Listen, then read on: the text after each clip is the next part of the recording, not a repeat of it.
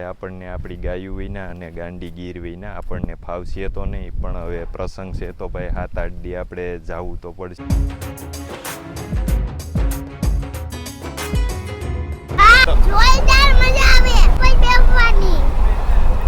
ગીર જેવું તો માફક નહીં આવે, પણ 14 તારીખ સુધી તો ટાઈમ કાઢવો જ પડશે 5 દિવસ. ગીર જેવી તો ક્યાંય રહેવાની મજા આવતી જ નથી. ક્યાંક જઈએ તો ગીર તો સાંભળે જ આપણને એમ રાઈતે. હાલો મિત્રો, તો આપણી સમય ટ્રાવેલ્સ આવી ગઈ અને આમાં આપણે સુરત સુધી જવાનું છે. અને સુરત મિત્રો અટાણે વાગ્યા છે બપોરના 5 અને આપણે ભાઈ આજ ગાયું વહેલી દોઈ લીધી. તો ગાયું ભાઈ આપણે વહેલી એ કામે દોઈ લીધી કે આપણે જવાનું છે બહાર. તો ભાઈ બહાર આપણે એ કામે જવાનું છે કે આપણે ભાઈ મહારાષ્ટ્રમાં જવાનું છે. મહારાષ્ટ્રમાં જવાનું છે આપણે, અને પૂજાની બેનની છોકરી છે એના લગ્ન છે, એટલે આપણે ત્યાં લગ્નમાં જવાનું છે. અને 7 થી 8 દી ભાઈ રોકાવાનું થાય. તો આપણે વિડીયા તમારી શેર કરતા રહેવું ભાઈ. તો આપણે આજ સીધા અહીંથી રાજકોટ જાઉં અને ભાઈ આપણી ગાયું અટાણે દોવાઈ ગઈ છે. તો બધુડી પણ તરાઈ રહી છે. એ બધુડી આપણને આપણી ગાયું વિના અને ગાંડી ગીર વિના આપણને ફાવશે તો નહીં, પણ હવે પ્રસંગ છે તો ભાઈ 7-8 દી આપણે જવું તો પડશે જ. અને જોઈએ હવે ભાઈ, ટ્રેનમાં પણ આપણું બુકિંગ નથી થયું. કરાવી હતી તો ખરી ભાઈ આપણે 15-20 દી પહેલાં, તો પણ કન્ફર્મ નથી થઈ.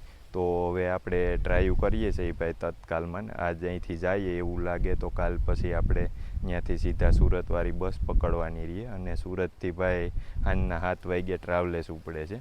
તો આપણે એમાં વયા જાઉં અને ભાઈ પહોંચતા ત્યાં તો 16 કલાક લાગે.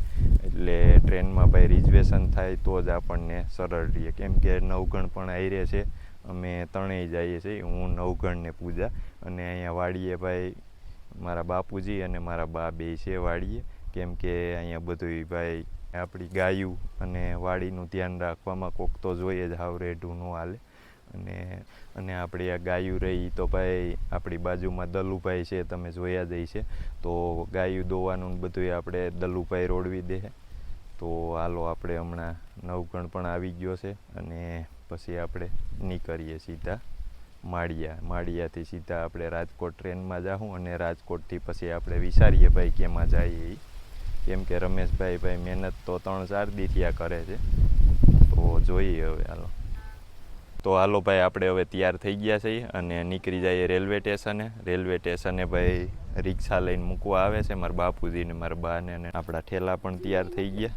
તો હાલો આપણે વહેલા નીકળી જઈએ રેલવે સ્ટેશને. તો જોવો ભાઈ, આપણે અહીંયા મંડપનું આયોજન પણ છે, પણ ભાઈ આપણે તો બહાર જઈએ એમ થઈએ. આપણે અહીંયા વીરડીમાં જ ભાઈ મંડપે જોરદાર છે. હમણાં 11-12 તારીખનો જ છે. જો અટાણે બધી ગોઠવણી ને એવું હાલે છે. તો જોવો ભાઈ, અટાણે ધૂપેડાની તૈયારી હાલે છે, કેમ કે કાયમી ભાઈ આખા વીરડી ગામમાં ધૂપેડો ફરે છે. તો આયોજન એકદમ જોરદાર છે. અને ભાઈ આપણે તો જઈએ તો એ બહાર, નગર આપણી બાજુમાં જ છે, આપણે તો લાભ લે જ ભાઈ મંડપનો. હાલો મિત્રો, અટાણે થઈ ગઈ છે 6:40 અને આપણી ટ્રેન આવી ગઈ છે.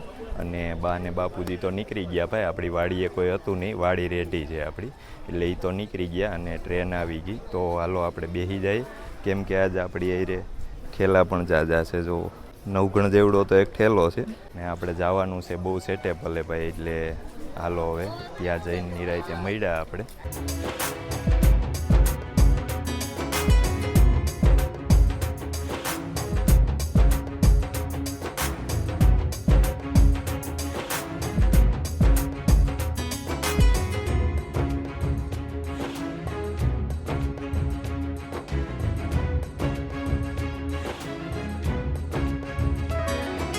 હાલો તો ભાઈ, હું ને નવગણ બે અટાણે બેસી ગયા છે. ઉપર જગ્યા મળી ગઈ કા નવગણ?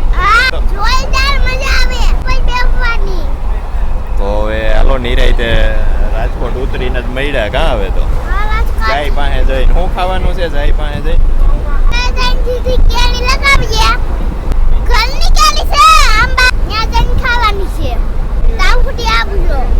હાલો તો મિત્રો, આપણે અટાણે પહોંચી ગયા છે રાજકોટ.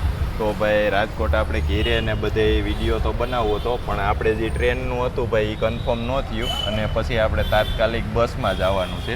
અને બસમાં ત્યાંથી પાછી બીજી બસ પકડવાની છે ભાઈ, સુરતથી પણ ટ્રેનમાં મહારાષ્ટ્રમાં. ટ્રેન વેઇટિંગમાં હતી, તો વેઇટિંગ અમે ટિકિટ લીધી જ લગભગ 15 દી પહેલાં, તો 50 વેઇટિંગમાં જ રહ્યા, એટલે એ કન્ફર્મ કાંઈ થાય એવું હતું નહીં. પછી તત્કાલમાં લીધું, એ વેઇટિંગ હતી.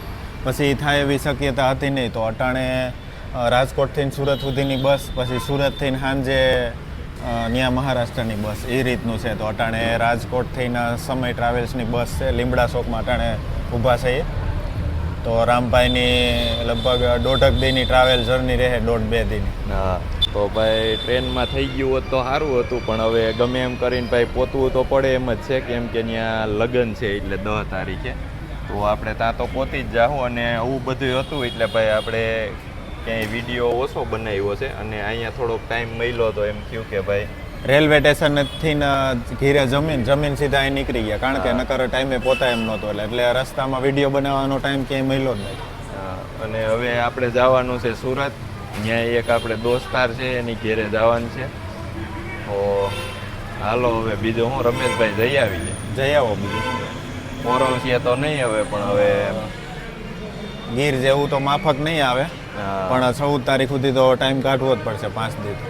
ગીર ઈ તો ગીર જેવી તો ક્યાંય રહેવાની મજા આવતી જ નથી. ક્યાંક જઈએ તો ગીર તો સાંભળે જ આપણને એમ.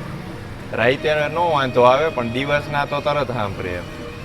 કેમ કે ક્યાંય રહી જ ન હોગીએ આપણે, ત્યાં ખુલ્લામાં રહ્યા ને એટલે પેકમાં રહેવું કઠણ છે આપણા માટે હવે.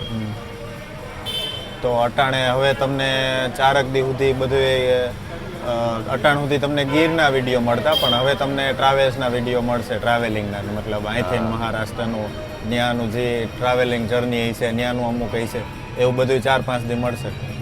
ચલો તો ભાઈ હવે ટ્રાવેલ્સ આવે એટલે આપણે બેસી જઈએ. થોડીક વાર છે હવે, 5 મિનિટ. હા, 5 મિનિટમાં હમણાં આવવી જોઈએ.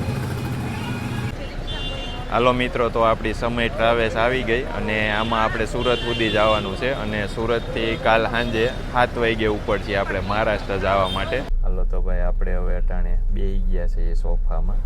જો કેમ કે આમ તો મજા આવે એવું છે ભાઈ, ટાટી હવા આવે અહીંયા, એસી પણ છે. જો કાનું કણ ટાટું લાગે ને. હા, તો ભાઈ હાલો હવે સૂઈ જઈએ, અને મળ્યા હવે સવારમાં આપણે સુરત પહોંચી. તો ભાઈ તો નવકણ તો અટાણે હરિયું કરે છે કંઈક,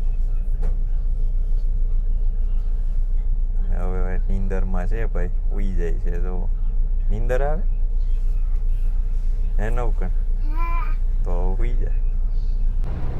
હાલો મિત્રો, અટાણે વાગી ગયા છે સવારના 8, અને આપણે ભાઈ અટાણે અંકલેશ્વર પહોંચી ગયા છીએ, અને હજી અડધી-પોણી કલાક જેવી વાર લાગશે આપણે ઉતરવાની. અને પછી આપણે ત્યાંથી આપણા ખાસ મિત્ર છે એની ઘરે જવાનું છે.